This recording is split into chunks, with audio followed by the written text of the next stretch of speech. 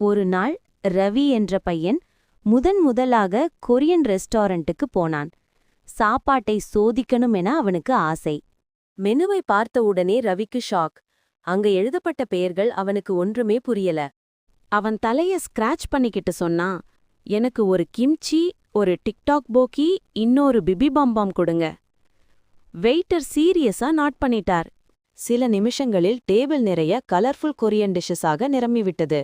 ரவி ஆச்சரியத்தில் பார்த்துக்கிட்டிருந்தான். அவன் முதல் பைட் எடுத்ததும் ஐயையோ, அவனோட முகம் சிவப்பாகி வாயிலே தீப்பிடிச்ச மாதிரி இருந்தது. அவசரமா கையை அசைத்து தண்ணீர் தண்ணீர் என்று கேட்டான். வெயிட்டர் வந்து, சார், நம்மகிட்ட தண்ணீர் இல்ல, இதோ கிம்ச்சி சூப் என்று வைத்தார். ரவிக்கு வேற வழியில்லாமல் சூப் குடித்தான். ஆனா அதுவும் இன்னும் ஸ்பைசி. அவனோட வாயிலிருந்து கண்ணுக்கு தெரியா ஸ்டீம் பறந்தது போல இருந்தது. அவசரமாக ரவி வெளியே வந்து, இனி கொரியன் ஃபுட் சாப்பிடும்போது ஃபயர் எக்ஸ்டிங்விஷர் கூடவே கொண்டு வரணும் என்று சிரித்துக்கொண்டான்.